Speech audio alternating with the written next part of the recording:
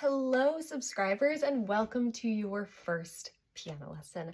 I am so excited to get started with you. I hope you're just as excited as I am.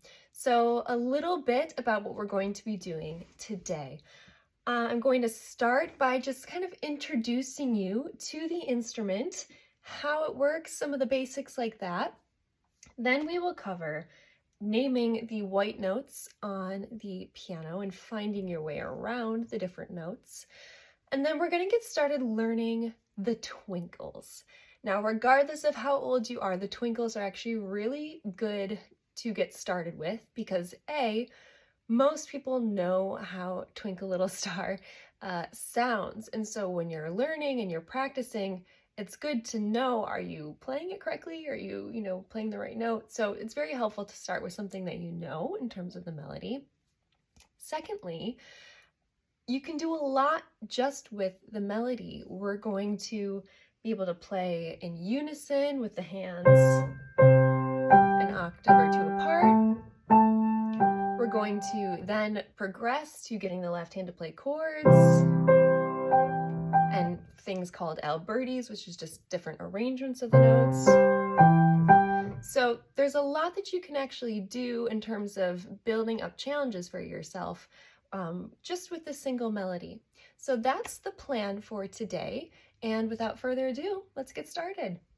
Okay, let's talk a little bit about the keys and actually what's going on inside the piano before we get started with the twinkles.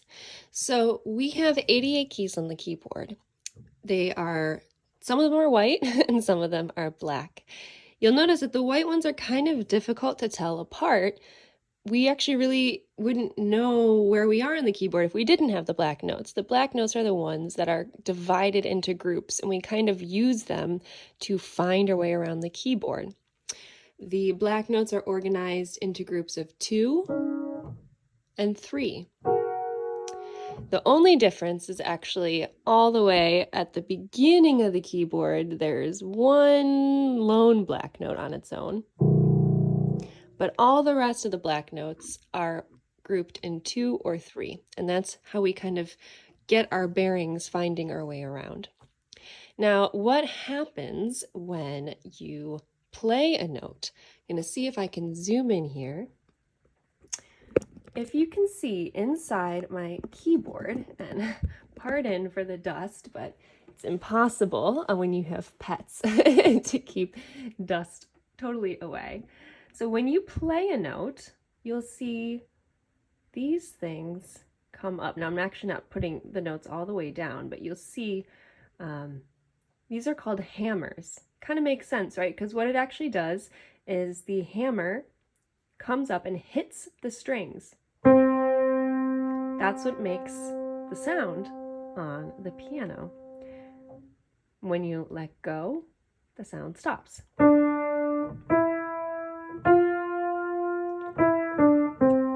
If I zoom out, you can see my hand here.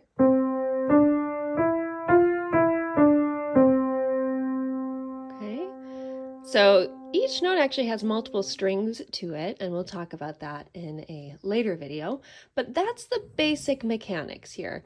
You push a note down and this hammer comes up and hits the string. Now, what's kind of important about knowing that? Well, think about if you were hammering something.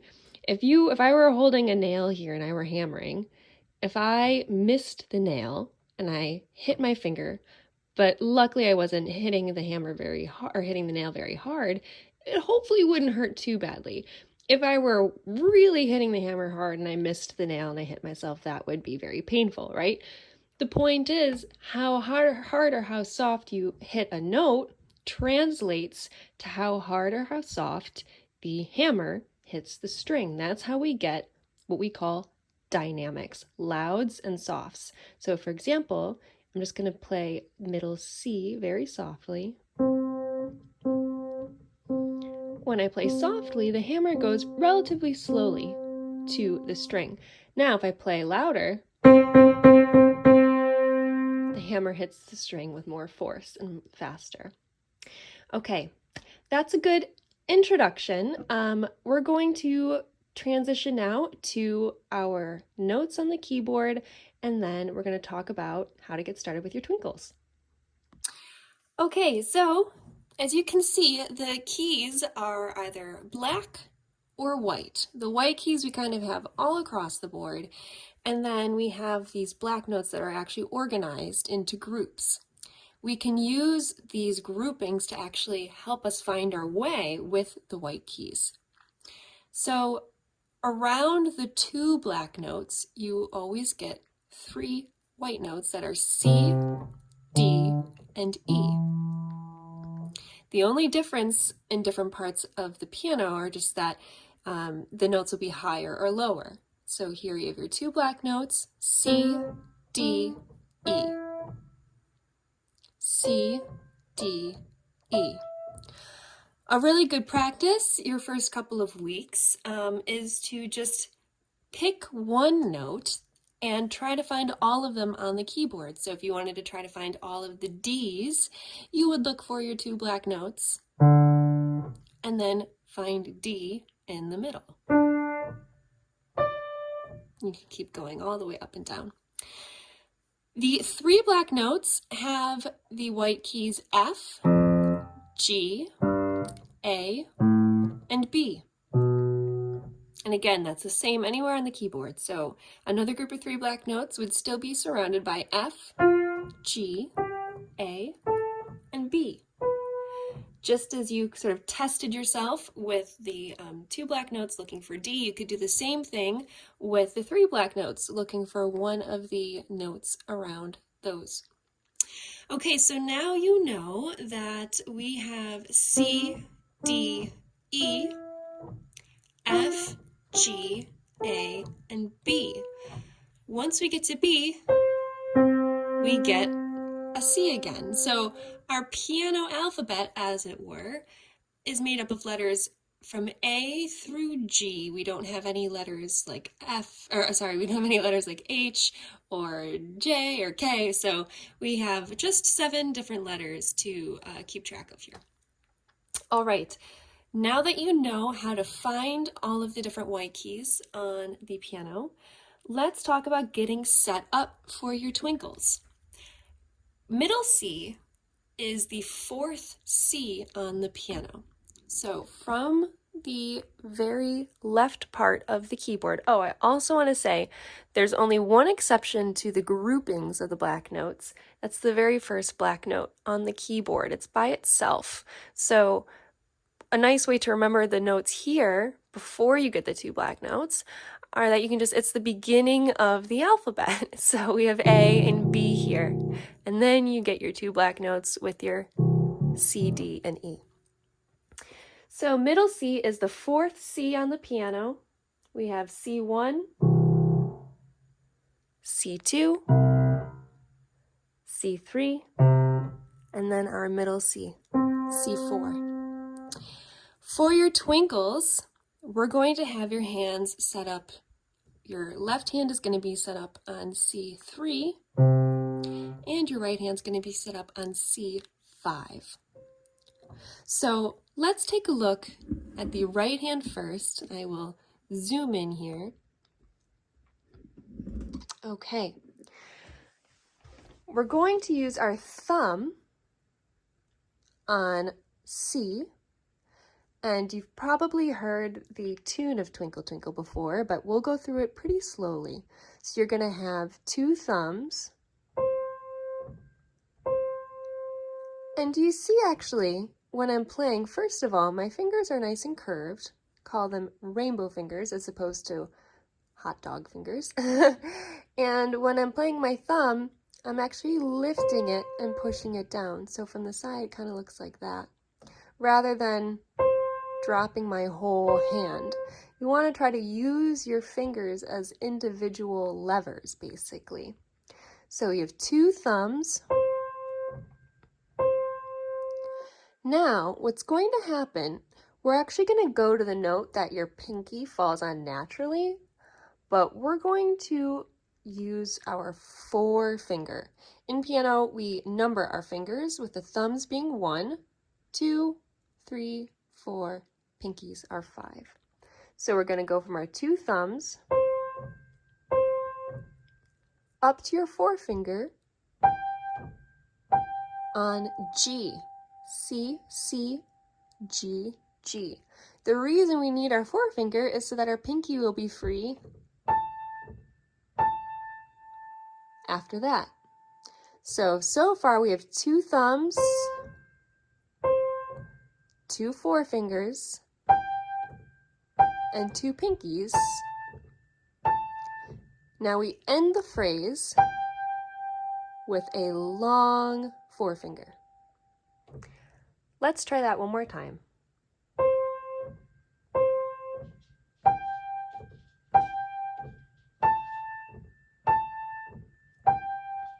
Do you see how I'm actually rolling on every single note? That's really good practice to get your wrist nice and loose, because a very common issue for starting pianists is that they get really tight, and you can almost develop like a carpal tunnel if you have too much tension in your wrist. Movement alleviates tension. So you want to try to use your wrist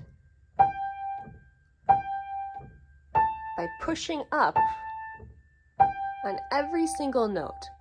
Now, we don't always play like that, but for now, as you're getting started, it's a really good way to get comfortable moving while you're playing the notes. So that's phrase number 1. Let's focus just on phrase number 1 this week. We don't want to bite off more than we can chew, right? So one more time, let's try to play it together. I'll go a little bit slower and I'll count us in. Okay, so I'll say 1, 2, ready, go. Thumb, thumb, forefinger, pinky, forefinger. Beautiful. Okay, let's take a look at the left hand. Now we have the same notes down a couple of octaves. Remember, we're going to be starting on C3, third C on the keyboard. Because our hands are mirror images though, our thumb in the left hand, our 1, doesn't line up with our thumb in the right hand. We have to be starting with our pinky this time. So the fingers are going to be a little bit different in this hand, but the other principles are the same, like the rolling and everything. Still want to aim for that. Okay, so you're going to start with 2 pinkies. Now, pinkies is often the hardest finger for people when they're getting started to keep curved with the rainbow finger. A lot of people want to play with a super flat finger and almost dropping your hand into the key. You want to try to imagine, if you've ever seen a ballerina, that you're playing on the tip toe of your pinky, okay? So if you can, keep your pinky nice and curved, and you have 2 pinkies, and you're going to roll up on each pinky, just like that. Okay? Try it a few times. Nice. Now, after the 2 pinkies, we are going to jump yet again, like we did in the right hand. We jumped with our forefinger. This time we're going to jump with our 2 finger. Our 2 finger is going to take over the G where your thumb naturally falls. So you're going to have 2 fingers with nice rolls, just like that. Now, after that, you're going to have 2 thumbs. And our final note of the phrase, a long 2 finger. Okay, so the whole phrase in the left hand, 2 pinkies, 2 fingers, 2 thumbs, and a long 2.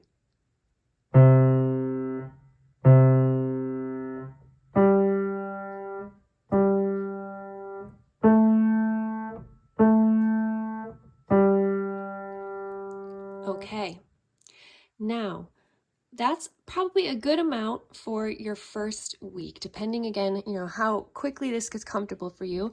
I would practice the right hand and the left hand. I would keep them separate for now and see if you can play it correctly without any errors or fingering mistakes. I would say 10 times in a row is a good goal. So when you're practicing, just try to, make sure that we're not just worrying only about the notes, but that we're worrying about all the other elements of playing. Are you rolling properly? Are you feeling that your wrist when you roll is letting go of any tension? Are you keeping nice curved fingers? There's actually a lot to think about here. So that would be my goal for you for this first week. Congratulations on finishing your first piano lesson.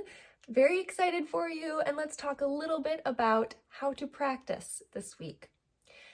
I think a great goal for beginning piano students is roughly about 15 to 20 minutes a day.